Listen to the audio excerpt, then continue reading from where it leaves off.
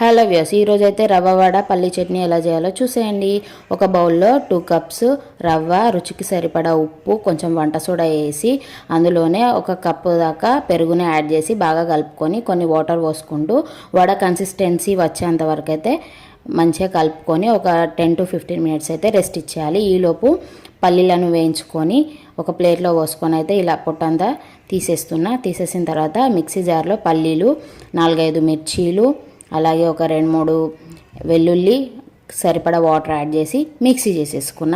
So పల్లి చట్నీ పోపు వేసేసుకోవడానికైతే ఆయిల్లో ఆవాలు, జీలకర్ర, కరివేపాకు వేసి అయితే పోపు వేసేసి అందులోనే రుచికి సరిపడా సాల్ట్ కూడా కలిపేసిన తర్వాత మనకు రెస్ట్ ఉన్న పిండిని తీసుకొని మళ్ళీ కొన్ని వాటర్ వేసుకొని మంచిగా కలుపుకొని వాటర్ పెట్టుకుంటూ ఇలా వడ అయితే చేసుకొని ఆయిల్లో వేసేసుకోవాలి. ఇలా గోల్డెన్ కలర్ వచ్చిన తర్వాత మన వడ పల్లి చట్నీ